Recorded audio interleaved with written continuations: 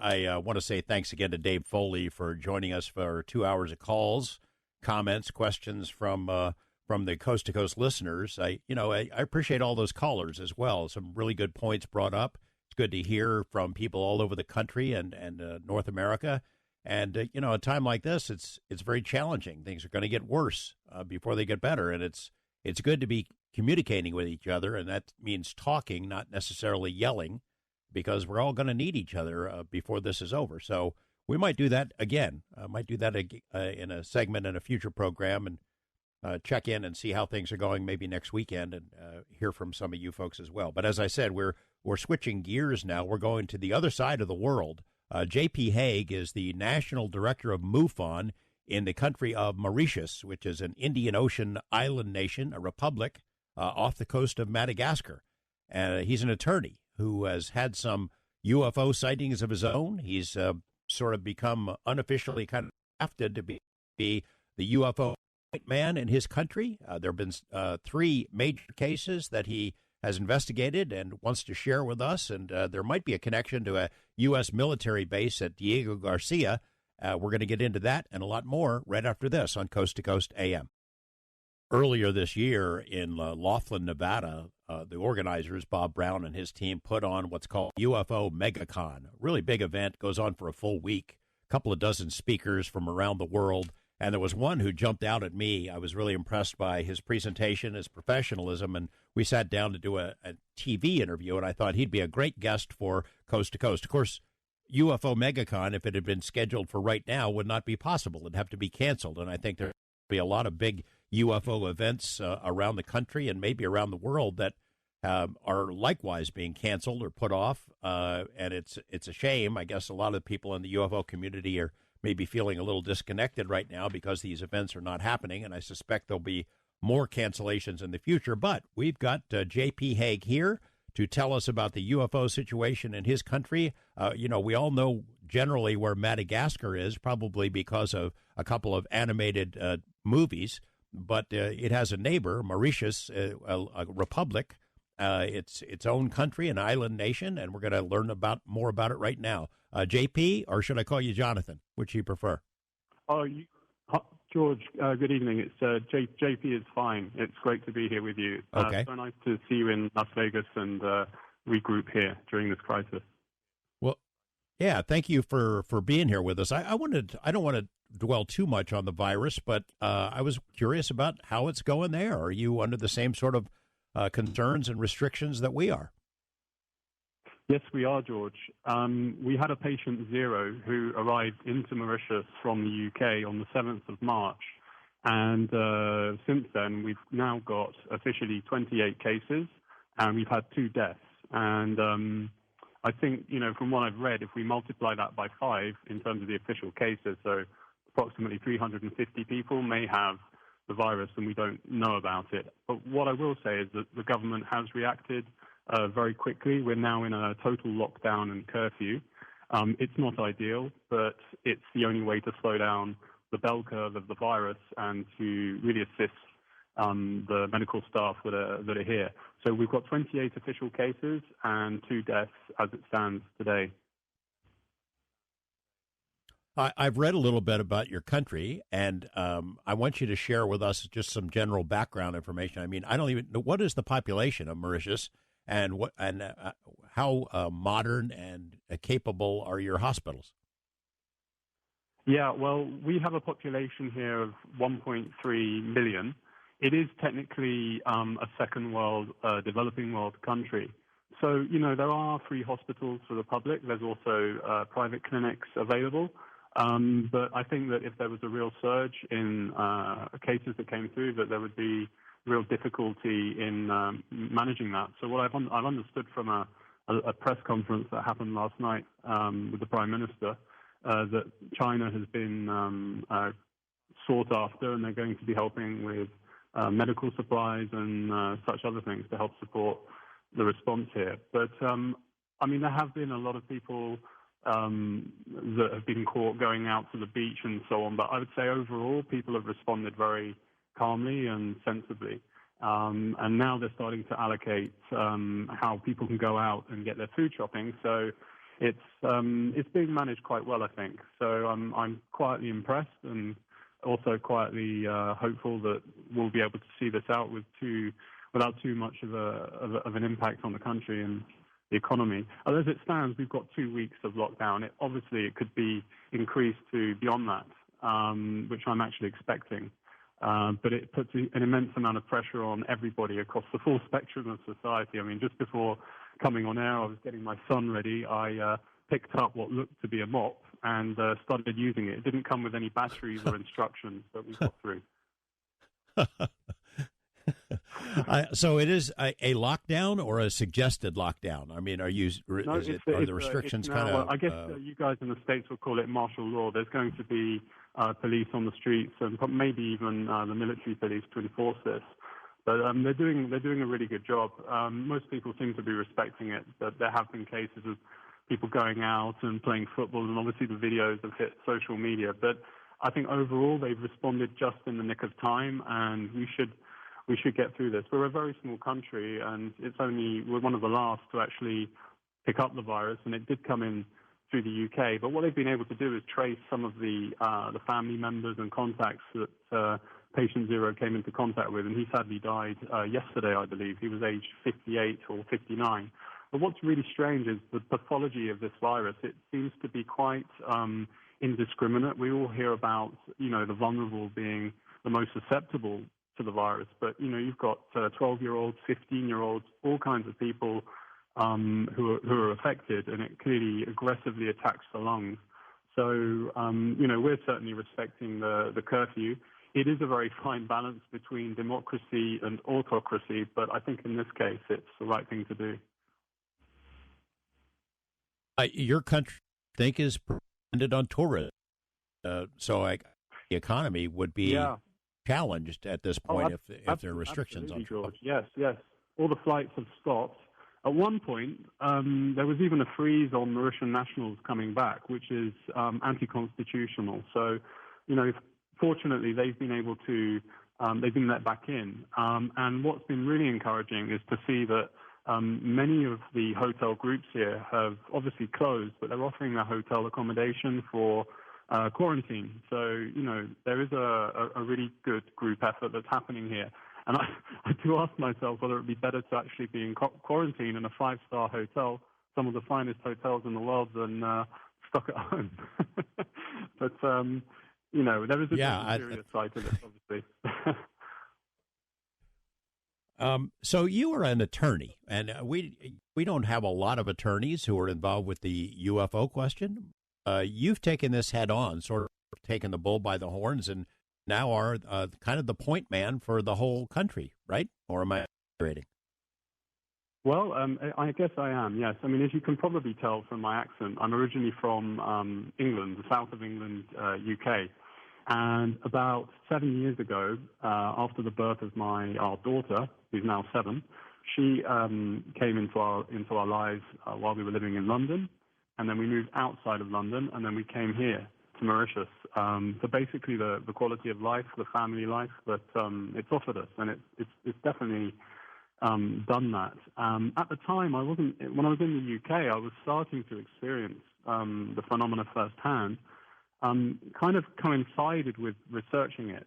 And what struck me was it was probably late 2010 to the first opening month or two of 2011, which was the year in which I got married to my wife. We were living in central London at that time, and, I was deeply researching the subject. It was literally taking over my life because a friend of mine, who is an engineer and basically helps to run the computer systems of an international bank in Canary Wharf in London. And one evening we went over to his place for dinner, my wife and I with his wife, and out of the blue, he started to discuss the UFO subject, and he said to me, I've got some footage I want to share with you. And what he was showing me was what appeared to be footage from a deep space telescope, such as Hubble, or some kind of other apparatus. And what you could see were what I can only describe as etheric or partially formed spaceships. And my initial reaction was, that's amazing. How did they Photoshop this? And he laughed, and he said, well, that it is a moot point. We don't really know. And anyway, it captured my imagination. I'd already had an interest in the paranormal because I'd seen and experienced some strange things. But the UFO and ET subject hadn't really come to me before this point in time. So anyway, I'm walking through, back from a cinema trip with my wife. Maybe it was a science fiction film, I don't really know. But we're walking on a fairly elevated point in central London called Primrose Hill down to St John's Wood and then on to where we lived in a place called Maida Vale. And it was a beautiful, crisp, clear winter's afternoon. It was probably around 3 p.m. and the sky was blue. I'm suddenly thinking about the subject in my mind, and on a balance of probabilities, which is the civil burden of proof in a court of law, on a balance of probabilities, I was intellectually persuaded that the phenomenon was absolutely happening. But there was something deeper within me that sat quite uncomfortably. It just seemed so fanciful and far-fetched that I couldn't quite fully embrace it. So at that very moment in time, I remember saying to myself, is this, in my mind's eye, is this phenomenon real or not? And at the moment those words, came into my mind, an object pulsed into reality over the London skyline, fairly low in the sky. And it took the shape of a rhombus or a diamond-shaped object. It was metallic. And every time it pulsed into reality or physicality, it was reflecting the sunlight. So I knew that it was materially there, but then it was disappearing, and it must have pulsed around 5 times. And it happened to do this at the very moment that I'd asked the question, is this phenomenon real or not? I mean, my wife at the time didn't actually see it because she was on a tree-lined avenue or pavement, and I was already in the street. I was sort of on the outside of the pavement. As soon as I saw this thing, I jumped into the road, which was empty, and just couldn't take my eyes off of it.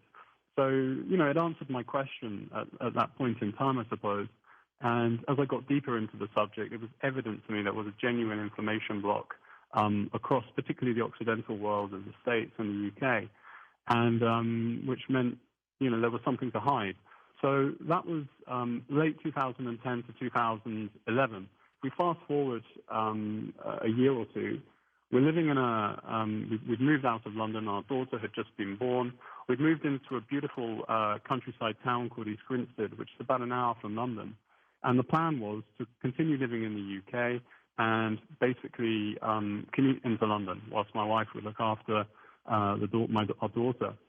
But anyway, we basically bought this house that can only be described as haunted. There were cupboards and doors opening as soon as you walked out the room. There was so much going on, so much activity, banging underneath the master bedroom. The electrics were cut out, newly refurbished kitchen. You could hear the chairs being pulled out. And I just thought, what is going on? Anyway, I looked into it, and basically one of these so-called ley lines runs directly underneath East Grinstead. And I'm sort of putting all this information together, and what I'm picturing is that there is a multidimensional type phenomenon that's occurring across the spectrum, and I think it basically concerns all paranormal phenomena. Of course, the origins of the phenomena may vary at some level or other, but there is this multidimensional aspect to it. In the end, we decided to move to Mauritius. It got a bit too much with all the activity that was happening in the house. And, I think it's quite normal. Meaning ongoing. Gravitate towards her mother. So she left with my daughter, and I basically just tied up the ends in the UK.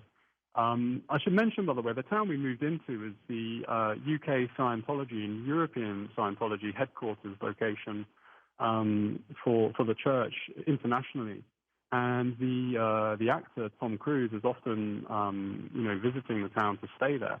And bizarrely, I think it was December of 2011, there was a famous UFO case that hit the UK national headlines in East Grinstead, the town where we had moved in, and this, Scientology headquarters was based maybe 2 to 3 miles away from our home. But anyway, on that fateful evening or morning, I should say, in December of 2011, I think it was 6 British Airways jet pilots had visually seen 3 to 6 what can only be described as flying saucers, metallic flying saucers, that were literally hovering over this UK Scientology headquarters. And not only that, the radar at London Gatwick Airport had also picked up the same thing. And by the way, they call it London Gatwick Airport. It's one of the UK's largest airports, but it's nowhere near London. London is about 70 miles away, and the airport is in my home county of West Sussex. So it's a really curious and fascinating place. There has been a lot of attention on the site for this UFO sighting, Scientology, famous visitors like John Travolta and Tom Cruise, and the ley lines that run through, or a ley line that runs through this location. So come, I would say, May 2013, our daughters arrived. We decided to move to Mauritius. Now, Mauritius is somewhere that I've been visiting for, since 2004, so a good decade beforehand. But to go and live somewhere, outside of your own country permanently is another thing altogether. It's, tropical in climate. It's totally beautiful. Mark Twain once described it in one of his books, and he said that from one citizen you can gather the idea that Mauritius was made first, and then heaven was copied after Mauritius. So that was Mark Twain's impression of the island. He was actually also making a political statement on the slavery trade that was happening on the island at the time. It was one of unfortunately, the central points in the world where slaves were brought. As you mentioned earlier, we're about 560 miles east of Madagascar, which is a much larger country and made famous by the wonderful Pixar and Disney film franchise, which I enjoy watching with my kids. The island is about 38 miles long and about 30 miles in width, so it's about twice the size of Hong Kong, and it lies just north of the Tropic of Capricorn, and it's absolutely volcanic in nature. It is part of a volcanic series of islands, of which some are submerged. As I mentioned, there's about 1.3 million people living on the island, and about 80% of them are living in and around the capital of Port Louis. And multicultural, right? Sorry, could you say that again, George? It's a multicultural country, a lot of influences from different European countries as well as indigenous people. Absolutely right, yes. I mean, Mauritius, the kind of the human history is relatively recent and modern. What we know is that Arab traders from modern-day Oman and Austronesian sailors, I think it was as early as the 10th century, around the end of 1000 AD, I want to say, first spotted the island. And then Portuguese sailors first came here in the early 1500s, and they basically used it as a stopping-off point on their spice route, trading route. But their main base was in Mozambique, which is on the upper east coast of Africa. So the Portuguese navigators preferred to use the island as a stop-off point on the way to India and trading spices. The country itself, or the island, was first plotted on a map that was made by a Portuguese cartographer at the time. And this map was smuggled out of Portugal to Italy on the orders of a certain Duke of Ferrara. And it was a guy from Italy that did this in 1502. Mauritius forms part of 3 islands, then they're called the Mascarene Islands. Reunion Island is about 100 miles off the west coast, and that's actually part of France. It's an overseas territory still. Then we have Mauritius, where we are, which is an independent republic as of 1994, and was given independence in 1968 under British colonial rule. And Mauritius also has a sister island called Rodrigue Island, which is really beautiful, and there's a lot of spice and fruits, and I think it's octopus that they fish for and sell, and it's a beautiful island. And the Arabs gave them their names. It was Dina Maghribin, Dina Harobi for Mauritius, and Dina Morari for JP. Rodrigue Island. I'll have to interrupt you there for a second. JP Hague is my guest. We're going to get into a pretty tremendous UFO case that happened in his now adopted homeland, Mauritius. We'll be right back. We're talking with J.P. Hague, who just unloaded a pile of information about a lifetime of experiences, including a UFO incident, and I'm using air quotes around UFO, in which he was thinking about them, and one just appeared. Metallic rhombus is how he described it, which suggests that it is something beyond just a nuts and bolts craft. We're going to get into what it might represent, and then the bigger case that he's been investigating in his home country right after this on Coast to Coast AM. J.P. Hague, you crammed a lot of information into about a 12-minute segment there, and I wanted to go back and cover this a little bit more in detail. You had said that you had an ongoing interest in paranormal activity before you got interested in UFOs, and then shared with us a story about living in what seemed to be a haunted house. Was there something earlier in your life that had intervened in your life earlier? Yeah, I suppose there's been lots of strange little things, but I just kind of dismissed them as, I don't know, a glitch of some kind, or that maybe it was normal, and or I was seeing things, that kind of thing.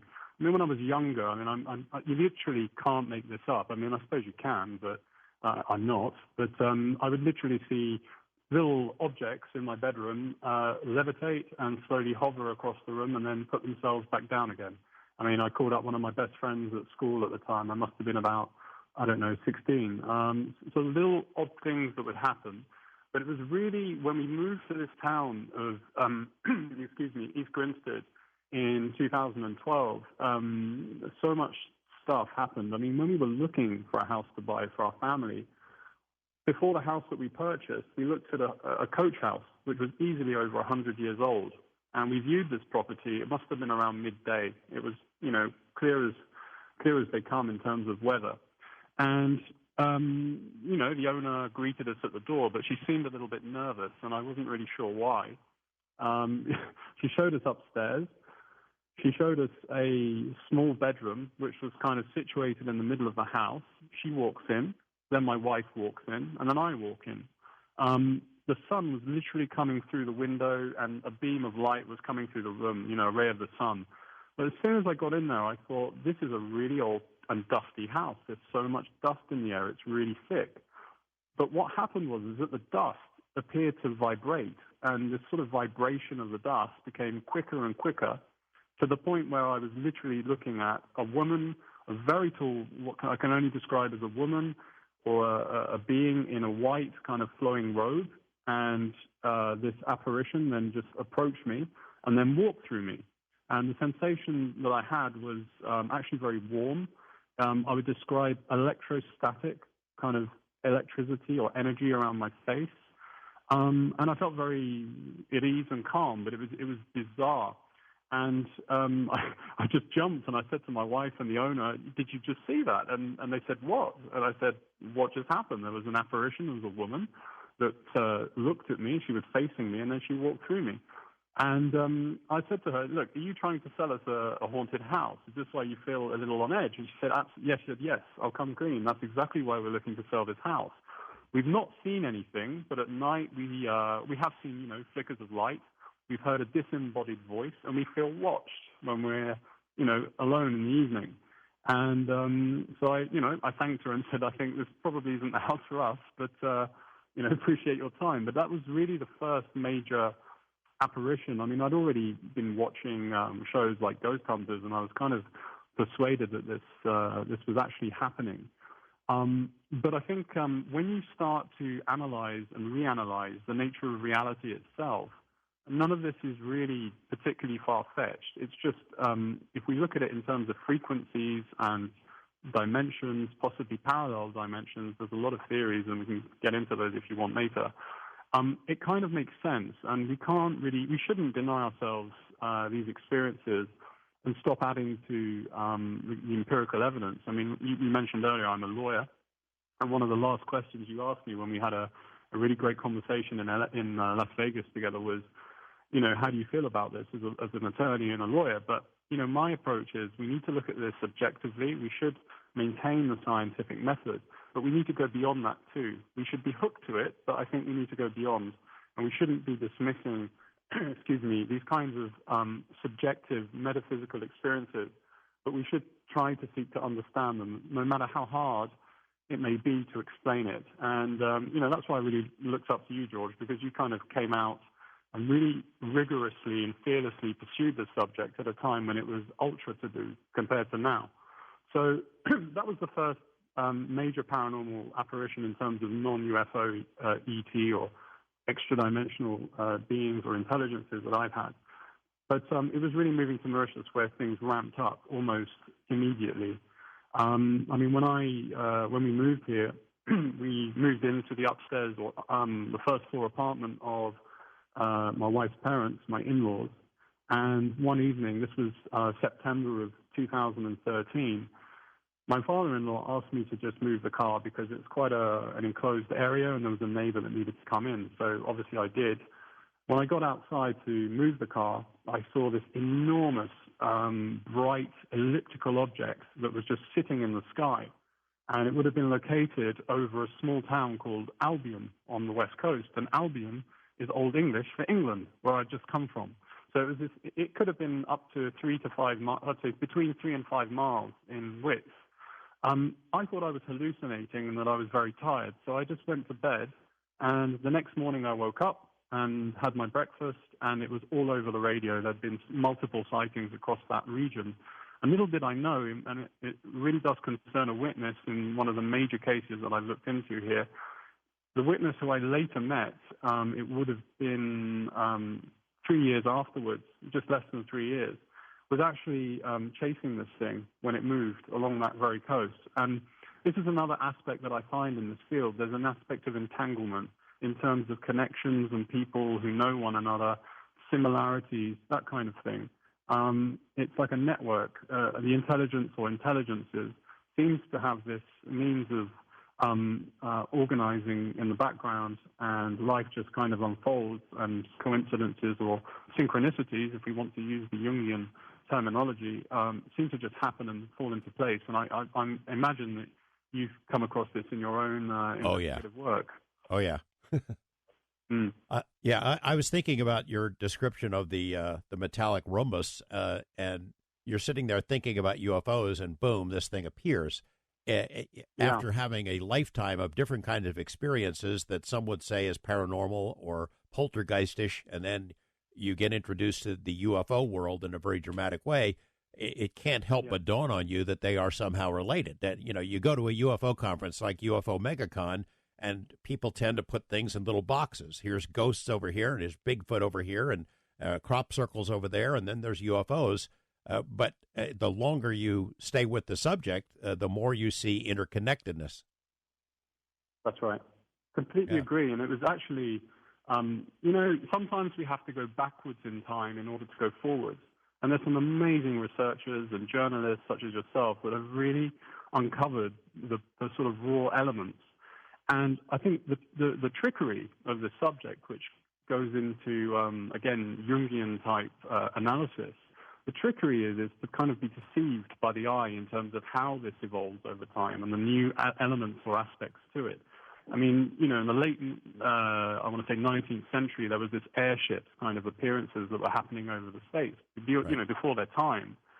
We go to June of 1947, and, the first flying saucer was reported. A month later, we have Roswell. Then we get on to triangular craft in the 90s, and now it's becoming a little bit more exotic and, I would say, multidimensional. But it doesn't mean necessarily that the origins are different in terms of the metaphysical side of things. I mean, absolutely, there are physical extraterrestrials, in my opinion, who are from different parts of the cosmos and other dimensions too. But I think we have to keep removing the layers of the onion in order to actually get to the origin. And ultimately, in my opinion, this leads down a spiritual path. I just wanted to, very quickly quote you something from Jacques Vallée, who's really one of the leading minds in the field. Like you said, he says that the UFOs are physical manifestations that simply cannot be understood apart from their psychic and symbolic reality. So this psychic and symbolic aspect to it is totally linked. He goes on to say, what we see here is not, and I repeat, not an alien invasion. It is a spiritual system that acts on humans and uses humans. And that's from his book, Dimensions, A Casebook of Alien Contact. And I really recommend this book. I mean, I recommend all of his books. But for me, he really hit the nail on the head here. We can get easily deceived by the physical aspects, the kind of military-industrial complex and liaisons that they may be having with various different kinds of visitors across the world. But, at a deeper level, I think that we are seeing a hierarchy of a kind of management, and between worlds communication, messengers. And none of this is really anything new under the sun. It's all in the ancient traditions and spiritual traditions, mystical traditions, and also in psychology and shamanism. I think we have to really take a broad spectrum approach to this. And as you absolutely rightly said, not just pigeonhole everything, because if we do that, then I think we can miss the target. Let's talk about the really big case incident that happened in Mauritius. I don't know about how you became the MUFON guy, but maybe that would be a segue into. Did you see a UFO or have a UFO experience and then became a MUFON guy, or you were the MUFON guy first and then it happened? No, it was the former, George. You're right. Okay. Basically, I began to have so many experiences that at the end of 2018, I just thought, right, I have to act on this, because I would say that I was almost encouraged to do something. And the first thing that came to mind was, how do I, in this cultural melting pot where cultural religion is so strong and the conditionings are so strong, and people are easily scared and they separate themselves through their social or religious identities, how can I meaningfully make a change and allow people to identify with the subject? Because many people have seen and experienced things here without putting them off. And what I like about MUFON is that they do adopt a rigorous scientific method, which Jacques Vallée also tried to or put together. So it's a one angle that really helps people to come and share their experiences either openly or confidentially. And there was an incident at the end of 2018 which just prompted me to do it. And basically, I stood in the garden and I was thinking to myself, I'm seeing we're in a developing world country and we need to be compassionate towards the history and why people are in the situation they're in today. But it comes to a point where we each have to take individual responsibility for our lives and as a society as a whole. And I said, I think people need to break their shells to actually understand that there is a greater reality out there that I'm researching, you're researching, and all manner of other people. And it may be just a key to help, unlock, better behavior, let's say, and care towards one another.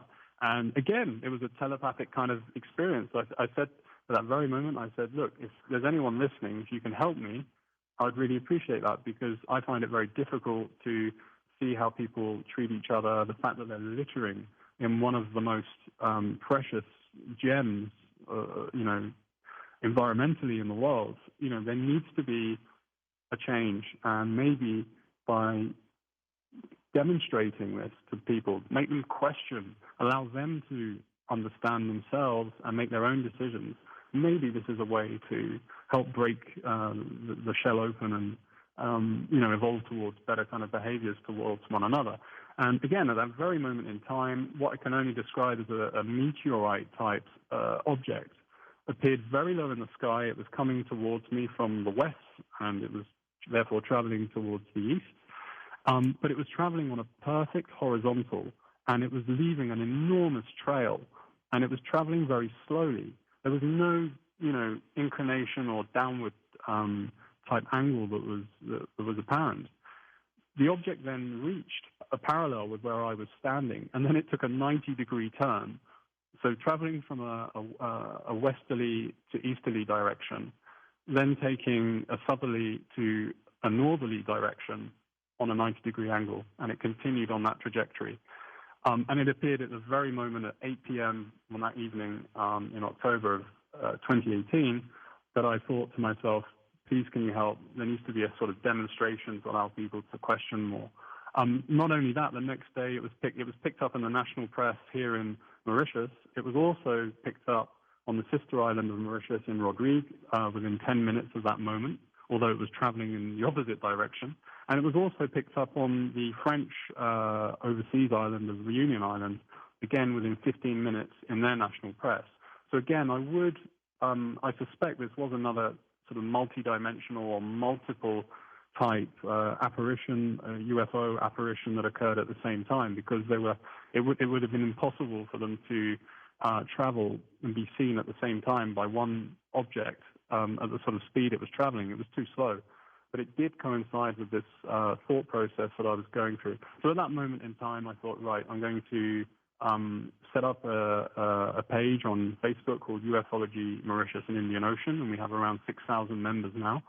And I also wrote to Jan Harzan, the executive director of MUFON, and they were very supportive and grateful for my time. I mean, it's an unpaid role. I just do it because it feels like the right thing to do. So yeah, that's basically what prompted it after years of incredible experiences and consulting the likes of my friend Timothy Good, the author. Oh yeah. And I made some amazing friends along the way who've really helped me and mentored me. And now it feels like the right time to just try and transmit a little bit of information here and there to try and allow people to see union and community instead of pigeonholing, as you said earlier. 6,000 members in a country of that size, that's pretty good. I mean, the level of interest then has to be fairly strong in the general population, or am I overstating it? I think it's becoming less to do here. I mean, we're culturally we're way behind. I mean, in the States, it's over 90, or I want to say over 90% of U.S. citizens believe in UFOs.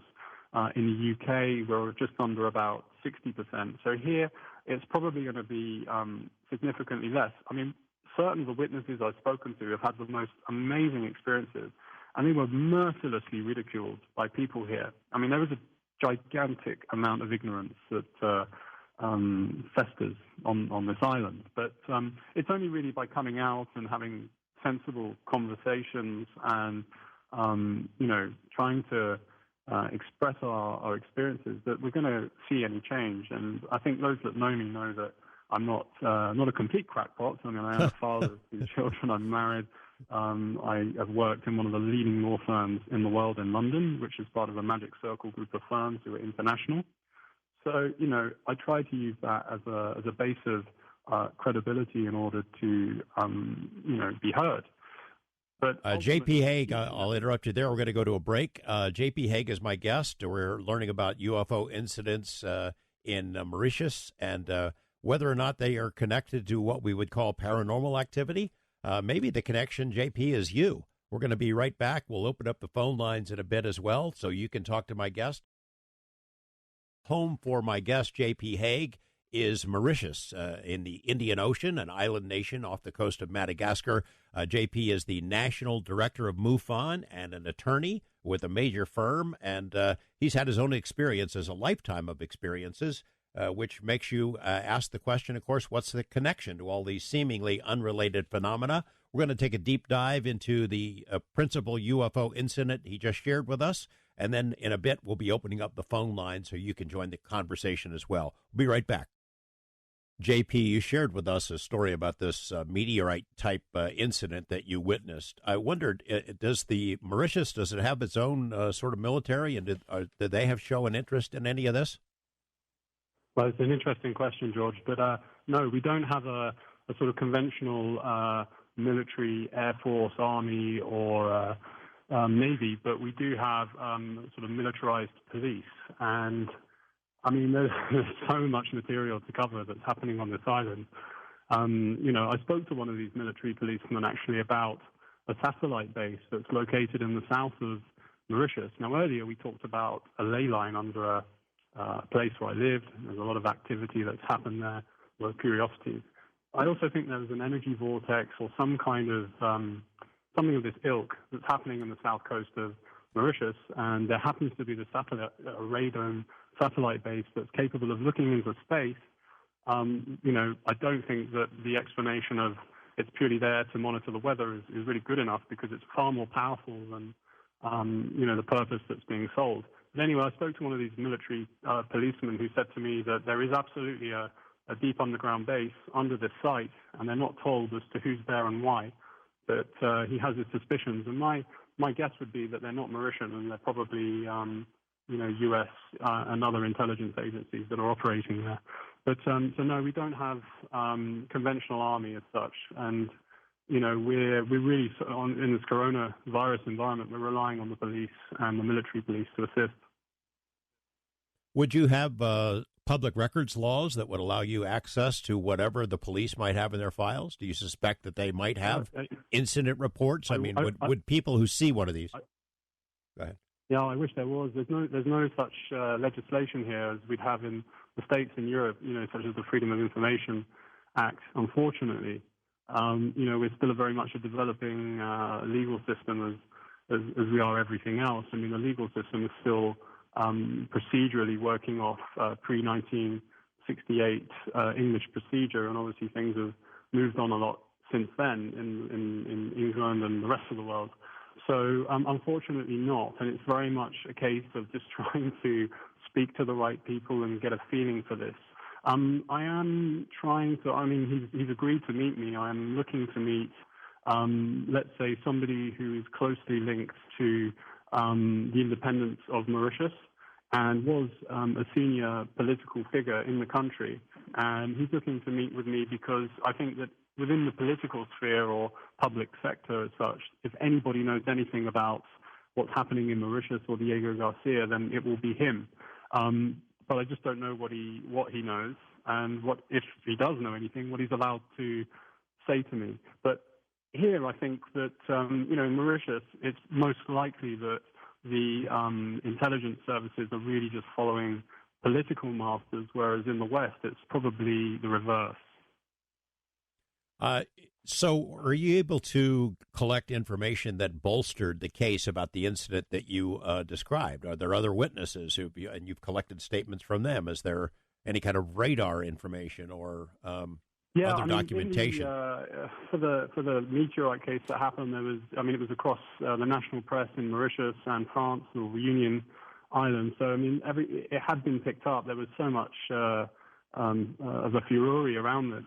So that was definitely picked up, but it's the more sort of, there are other cases that are just massive that have happened that was really just privy to a number of witnesses, and it's been the case for myself, being here. It's only when you really start to, and people are very careful and worried about perception on this very small island where there's this sort of island fever. People are scared to really speak their truth. But there have been a couple of cases where it's just been phenomenal. There's one that I equate and actually call it the Tamarin Lights, which is on the west coast, and it's very similar, but I would say probably more impressive in terms of the visuals than the Phoenix Lights that happened on that fateful day of the 13th of March, 1997 in Arizona. Earlier, we touched on this sort of concept of entanglement and almost that, they want, whoever they are, they want us to pick up on this. And there was something I learned about the Phoenix Lights that really drew my attention, that the first pilot in the sky to actually pick up this thing was none other than the A-list actor Kurt Russell, who called it in. So, is that a coincidence, or is this something that is trying to get our attention when it so desires? So, there's some big questions that this raises. If you'd like, George, I can go into that case of the Tamarin Lights, or if you want me to go. No, that'd be good. I'm happy to do that too.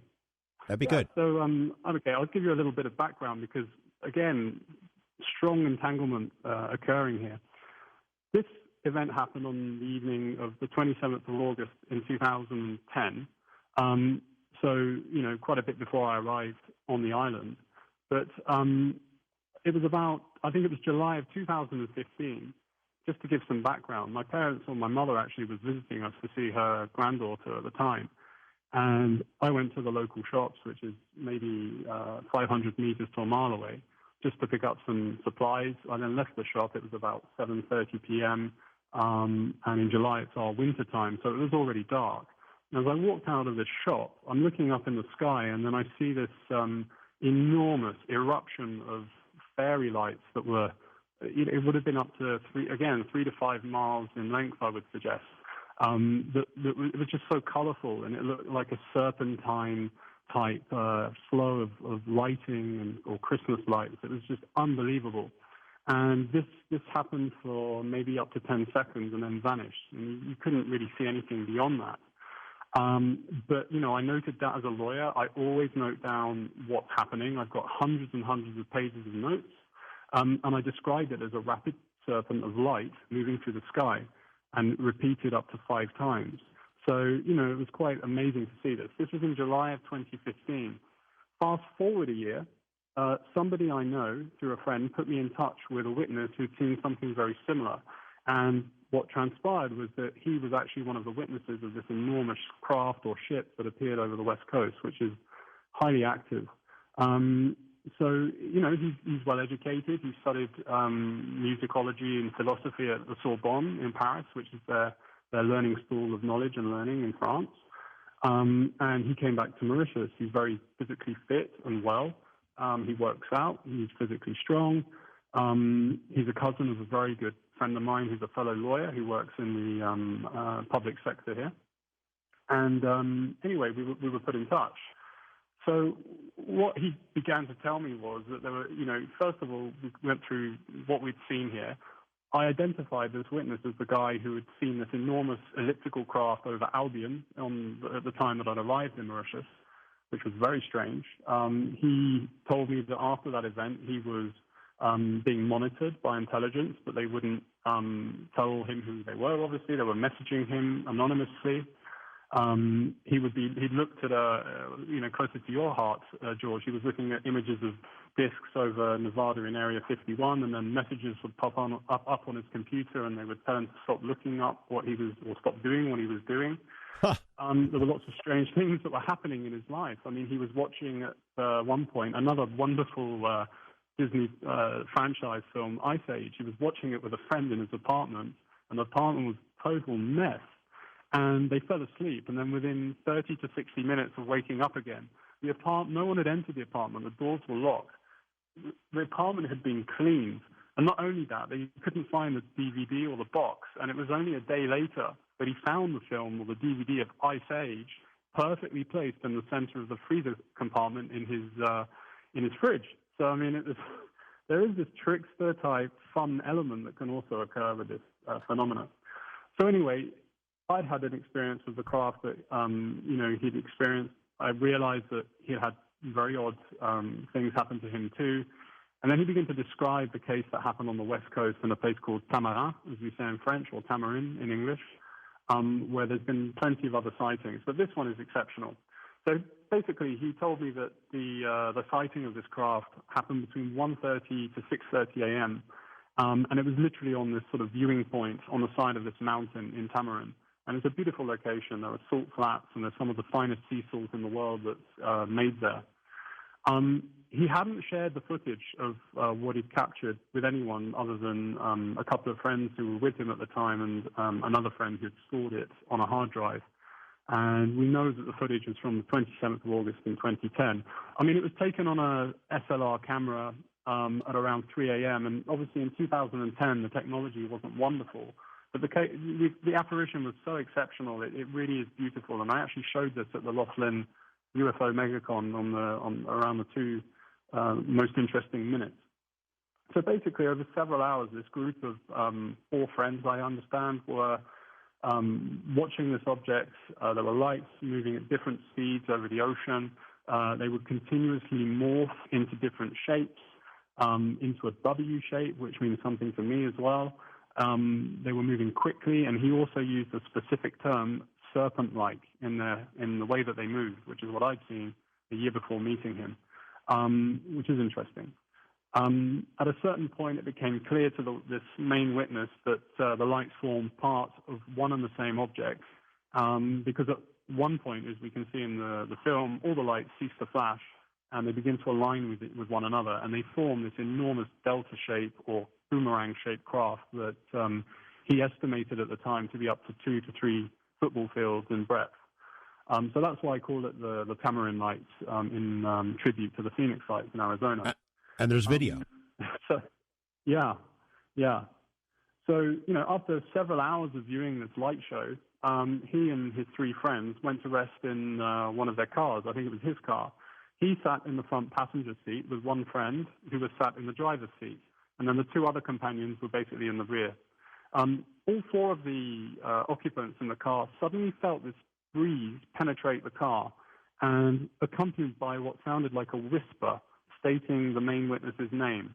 The witness instinctively looked into the passenger rearview mirror And he was stunned to be, he momentarily glimpsed what he describes as a clothed being the size of a child, rapidly moving through the tall grass situated at the rear of the car.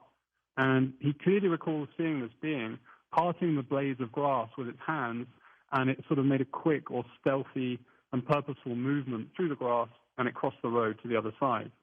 So, when I pushed him and I said, how would you describe it? Can you identify it with any kind of being or person that you would identify with? And he said, well, I can't be certain, but if I had to take a guess, it would be a gray species of some kind. So he took a punt. At around sunrise, he tells me that the sunlight began to shed light on Tamarin on the west coast at around 6:30 a.m. And at that point, he tells me that the craft sort of instantaneously vanished, as if there was some kind of cloaking device that was automatically activated. It just melted this craft into the invisible. And that was basically the story. But it's a shame that I can't actually show the footage. I know we're going to do something on Mystery Wire, and hopefully you're going to be able to show that. But it's an incredible story, and it really reminded me of the Phoenix Lights in Arizona. And there was a being that interacted with, or that they saw, or he saw behind the car. I mean, he's had several strange experiences, like myself, where there's been UFOs above his home, and the mobile phone network would only work when they tried to make calls amongst the group within the home or just outside the home. When they tried to call other people, it wouldn't work. In this case, the video that we're discussing on the Tamarin Lights, you can hear him in the video actually calling his father. You can hear the wind blowing. It sounds and looks and feels authentic and genuine, and I personally am convinced that he and his companions are absolutely genuine. But this is a massive craft. So many things have been seen on the West Coast. There's another case that happened after a very large cyclone that hit the island, which hit every once in a while. But when they do, it causes mass devastation. And this witness is now in her 60s and, again, highly credible and has become a personal friend. I had tea and biscuits with her at her home on the West Coast only last week or a weekend ago before the curfew hit Mauritius. And it ties into this theme of natural disasters and the appearance of UFOs during national crises and such things. And this happened after a cyclone called Hollanda, which hit the island between the 8th and 11th of February in '94. And the winds were going up to anything to about 135 miles an hour. There was vast amounts of the electric system and network that was taken out. Water supplies, fresh water was sailing on and off, and this lasted for about 3 weeks. At the time, her husband was, I believe, abroad in Madagascar, which we mentioned earlier, on a short business trip. But to get into this, basically, her son, who is now my age 38, was basically watching an object that was sat over the ocean from early that morning, from around 9 a.m., and the witness, my friend Dominique, was sat sewing in her living room. The son was then 11 years old at the time, and he kept crying out to his mum and said, "Come out and see what's happening over the sea." And she did, and she absolutely saw this object over the sea, and she thought, well, this huge light could be, the reflection from a boat or something explicable or reasonable. But then he and the witness began to see lights jumping in and out of the water. And the son, who's 11, his imagination is captured. He's just glued to this spot all day long. At around 6 p.m., the witness, the mother, then goes out again onto the veranda and sees that this kind of large light is still stationary, and it's becoming a bit strange now. She thought, okay, well, maybe it's still a boat that I can't see that's out on the water. And no sooner had she had that thought cross her mind, oh, maybe it's a boat, a large light energetically darted up into the air from the water. The object was still several kilometers away, but it was close enough to the occupants of the boat that was nearby to have probably been able to see this. It began then to suddenly move towards the mainland, and she then noticed that there were 4 smaller lights or bright objects surrounding this larger object, and she refers to them as satellite-type objects. The object had come so close to the shoreline that it was now hovering over an old watchtower. And by the way, later on, she did call the head of the meteorological office, who confirmed that the radar had picked this up and that he'd personally seen activity on that coast beforehand. So that was very interesting to find out. So these smaller lights that she called satellite objects appear to be guiding the larger object, which is radiating light at this point. And the group of lights remains stationary over this watchtower for some 20 minutes. The son's excitement was now beginning to scare her because the daughter, who was a year older than him, and she was 12 at the time, was fairly indifferent to what was happening throughout the day. But she was now starting to get agitated too. So she brought his dinner out, and he ate the dinner watching this object that was now fairly close to the shoreline. And at 7 p.m., twilight and darkness fell. Suddenly, the son screams, and this large object is now hovering directly over the family's house. The object's diameter, she describes, was said to far exceed that of the house, and it remained for several minutes. She then ran back into the house with the children for safety, and she could hear a loud movement of air or wind, but couldn't feel the sensation against her skin. The TV was crackling loudly with static noise, and while she was present-minded, she was just primarily concerned with calming her son down, who was trying to follow this object through the windows. About half an hour later, at 7:30, she then puts the kids to bed because she just doesn't know what to do. This is just so extraordinary. She didn't check to see whether this object was above the house. She was confused, and she just wanted to avoid exciting her son. I'll tell you what, JP, we need to interrupt you there. We'll pick up the story on the other side of this break, and we'll open up the phone lines as well. We're talking with JP Hague about UFO activity in Mauritius, which is where he lives now, as well as a lifetime of strange experiences. When we come back, we open up the phone lines and get into some of your comments and questions as well. We'll be right back. JP, I want to give you a chance to finish the story of the UFO incident you were just describing. Yeah, sure. Are you done? I'll be as quick as I... Yeah, okay. No problem. So we got to around 7:30. It's now 9 p.m., and her son is now hysterical. This craft is now hovering over the trees located on a neighbor's property. The main object, she says, was the size of the neighbor's house, and these other satellite objects were traveling around it, orbiting this main craft. So afraid now, she sprints to a small cottage that's located on her land about 30 meters away from the house, and this was tenanted by a Frenchman who was living there at the time. She burst through the door, found the tenant asleep. He could not be woken. He was literally immobilized and unconscious. She violently shook him out of fear. She then ran out of the cottage because he wasn't waking. She then seized the main craft that proceeded to hover just above the grass next to the house. And she then instinctively turns back, runs back into this cottage that's tenanted, and makes a second attempt to wake up the Frenchman. Totally futile. It didn't work. She then leaves the cottage again. The craft, which is now apparently a sort of disc in a cake-like tiered fashion, it then rotates 90 degrees towards her, and she's now seeing the underbelly of this craft. It's moving from the horizontal to the vertical, and it reveals a circular underbelly, several lights on the outer edge, and a large dark spot in the middle of the craft. Each light, she says, was moving in an independent direction, and it created this chaotic light show. She reacted to the display by trying another, point of contact, a neighbor. So she ran up the hill, which was no less than 100 meters away, which is quite far, and she thought that her son was closely behind him. She then gets to the neighbor's house and bangs on the door, goes onto the veranda, and there's no answer, but she knows that they're home because the car's there, and she knows the neighbors very well. So, then she's suddenly thinking about her daughter. My God, my daughter's in the home, who's still 100 meters away. So she then runs back down the hill from the neighbor's house and tries to find her daughter. Throughout the journeys that she's running up and down the hill to get the neighbor, return to the home, she's noticing that these orbital objects or smaller objects are following her.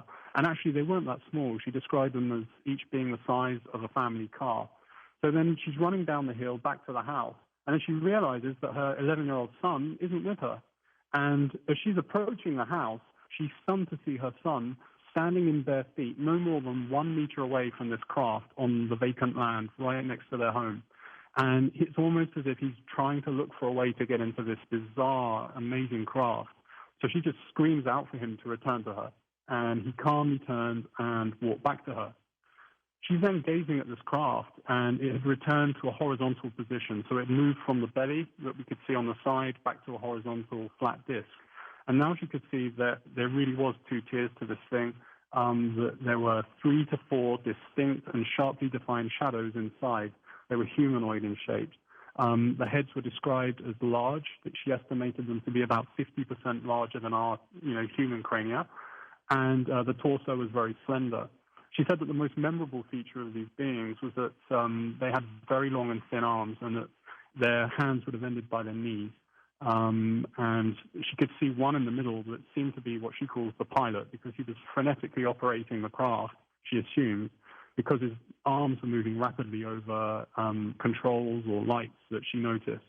And she described the other 2 or 3 beings as busying themselves as if to support this pilot, as she calls it. I mean, there are other aspects when they go back into the house. The curtains are static and levitating.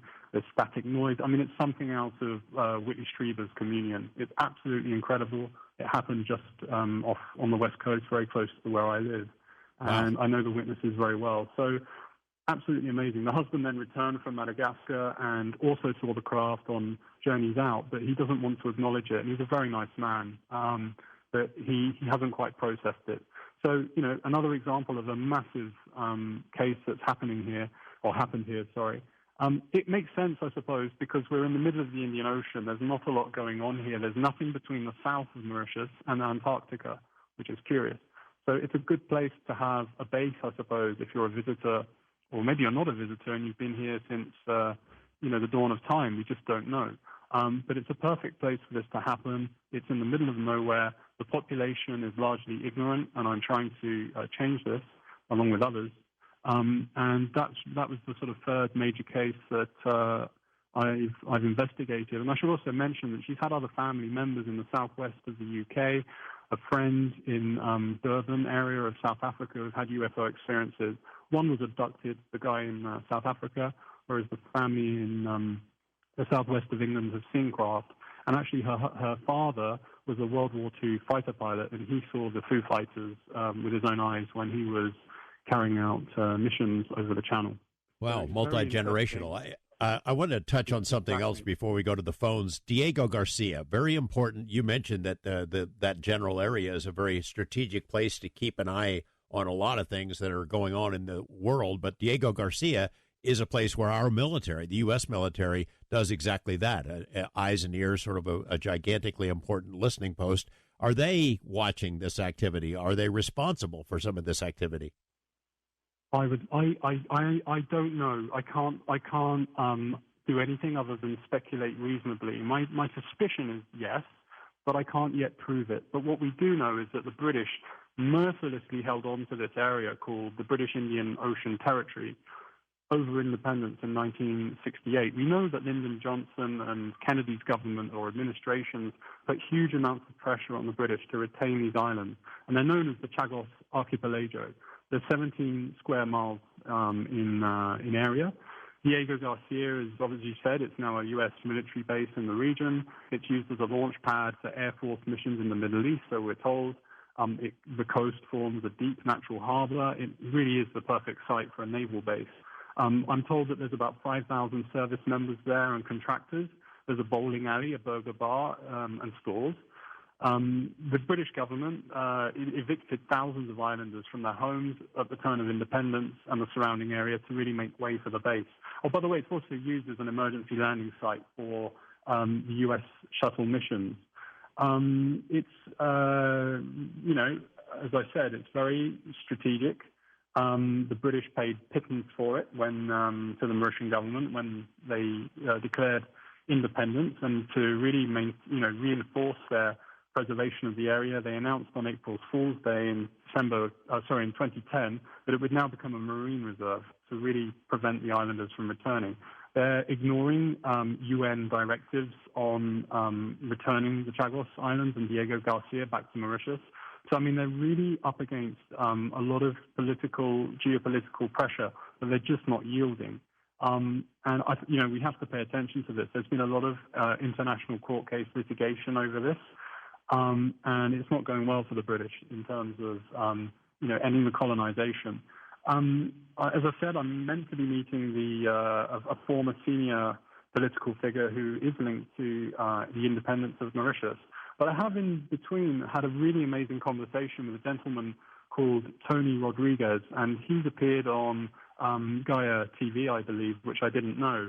And he's a very nice guy, very intelligent. He seems very even and balanced in his views. He realizes that what he said is would seem extreme to some, but not to others. But to cut a long story short, he basically told me that he was a cargo operator on aboard a secret space fleet craft, and that this craft would travel between the planet Ceres and the Earth, and that on Ceres there are the relics, and there was a new settlement that was basically built there by a runaway civilization of Germans, and he thinks it may even predate all the stuff around the Nazis back in the 30s and 40s, and that they'd already developed this technology. So he basically said that the craft traveled between Ceres and the Earth, and that the kind of the sort of landing point was just off Diego Garcia, and that he'd personally been there. And he's even drawn the craft, and it's a sort of a triangular delta-shaped long craft. And he talks about his role. He said, I was just a nobody. I was just in charge of the cargo, but obviously it was an amazing thing to be to have experienced. And Diego Garcia is absolutely part of the secret space fleet. And we know, Donald Trump has announced the public space fleet that will come under the remit of the U.S. Air Force, and there's a lot of political tension on that. So, that's what we know in the public realm. What is it that we're not being told about Diego Garcia? And by the way, it is on an exceptionally and unusually thick area of the Earth's crust, and because the gravitational waves are different. So it is perfect for a very, very deep underground base. So, wow. I'm trying to take into account all these elements, and I'm going to have this meeting, and I'll be very pleased to update you when I've had that meeting. All right, let's take a call or two. East of the Rockies, Nancy in Minnesota. Hi, you're on with J.P. Hague. JP, I'd like to ask you a couple of questions. One being, when this light entered and passed through you, do you feel that it changed you in any way, made you more aware? And I would also like to know if it had changed your spiritual views in any way, or Nancy, are you referring to the apparition that walked through me when we were looking to buy a home? The woman that appeared and walked through me. Is that what you're talking about? Yes. Yes. Yeah. I mean, yes, it did, because look, I think that all the knowledge in the world, we can buy all these books and profess to know a lot, but at the end of the day, there's no substitute for experience, because once you experience, in a very deep place within yourself. So I guess what I'm saying is that from that point, I'd moved from an intellectual understanding of the paranormal, what I knew at the time, to actually experiencing it. And actually, it was a little bit different to what I'd researched, because when you look at these ghost or paranormal investigations, when there's presences in homes and places of work, often people talk about the temperature bombing, because they're drawing, allegedly, the energy out of our bodies or plasma, and we feel cold all of a sudden. Whereas in my case, I felt warm and energized, and I could feel like an electrostatic energy around my face, a bit like when you used to touch the screens of those old kind of tube-like televisions. But it did, because, it changed. I had the experience, so I was convinced. I didn't need to really speculate. It was, I've had this experience. The seller has confirmed that she's had extreme situations happening in her home, and that they're scared and that they're trying to sell it. And, I just put it down. I made notes about it, and I just thought, okay, this is another part of the jigsaw puzzle. So, I went from the intellectual into the experience, and there is no substitute for that. Thank you, Nancy. West of the Rockies, John is calling from Guam. I think this is my first call from Guam. How you doing, John? Hey, good, George. Thanks so much for taking my call. Great show tonight. Quick question for Mr. Hague. I'm actually active duty Navy stationed on Guam. That's why I'm out here. but I was wondering if what his take would be on it seems like there's a connection between the story that he recounted tonight in terms of specifically the aspect of satellite objects kind of following or leading a larger object, because for me it brings to mind the gimbal video from recent news in the past couple of years, and kind of the supplementary commentary with regards to that video, that the pilots were seeing satellite objects in trail or leading kind of a larger object. And we're just wondering to get to see if I could get his take, see if there might be a connection there. Anyway, great show. Thanks for taking my call, guys, and I'll take my answer off the air. Thanks, John.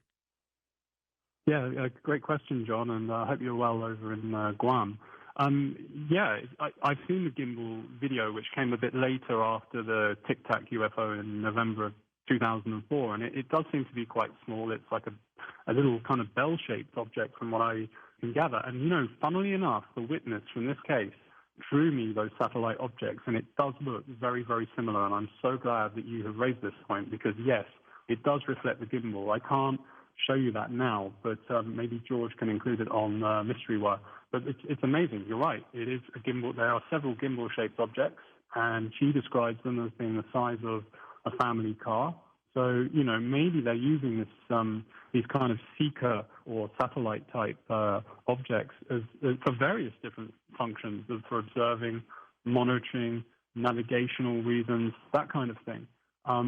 It's amazing. I'm just going to see if I can pull up the picture now and just confirm it. But yeah, I'm absolutely sure that it's what you've mentioned in terms of, here we are. Yeah, I've just found it. Yeah, it almost they look identical to the gimbal. They're identical to the gimbal. It's absolutely amazing. And she refers in her sketch to them as being guides. The big vessel hovered off the ground. Some of the little ones, which I described as guides, followed it and then left the object. JP, let me ask you this. Do you get grief from fellow attorneys, from lawyers? Are you able to do this in your profession without catching flack about being the crazy UFO attorney? No, I mean, because that's the point. When I'm working, I don't discuss this unless someone's interested. I've had maybe one conversation. But, actually, I've been very lucky. People have been very kind, and they're actually open-minded. And there's some really smart people here that have had similar experiences in their childhood back in London, and then they also have relocated here. And the more people I meet, the more confidence it gives me. I mean, you did a great interview with my friend, I've gone blank, the physicist. Deep Prasad? Deep Prasad is a really good friend. He's a wonderful person. And, yeah, he was extremely skeptical about this, had his experiences on a morning working on his emails, and he was paralyzed, and his beings entered his room through what he describes as a portal. And I mean, I've had experiences of seeing something inside the home that ties into other research. So, there are more and more people starting to talk about this. I've not had any grief as such, because I think the subject's becoming more undeniable. And when we see the New York Post publishing the Tic Tac and the gimbal incidents, people can't dismiss this anymore. I think we just have to ask ourselves, instead of, are they here? It's really a question of why and who and how. Yeah. Not really JP, where, because it's go ahead, George. JP, thank you very much for joining us. I can't wait to get caught up on the next developments. I hope you'll stay in touch. We're putting up links to your contact information, and I'll have a story coming next week. And can't thank you enough for joining us. It's been fascinating. Oh, thank you, George. You're wonderful, and I have the greatest admiration for you as a person and in your professional capacities. And on behalf of all the listeners and from all my followers here in Mauritius, we just want to thank you for all the work and the dedication that you've done, and it's sincere. If the world ever gets back to normal, I'll have to come there for a visit. Thanks again. Thanks also to my earlier guest, Dave Foley, and for all the callers tonight, and to my colleagues there at Coast, Michael Cosio and Donna Walker, Lex Lonehood, the webmaster, Dan Kalani, and Chris Boros. Everyone, be smart, stay safe, hang in there. We're all in this together. I'll be back next weekend, both Saturday and Sunday nights. Hope you can tune in then. Good night.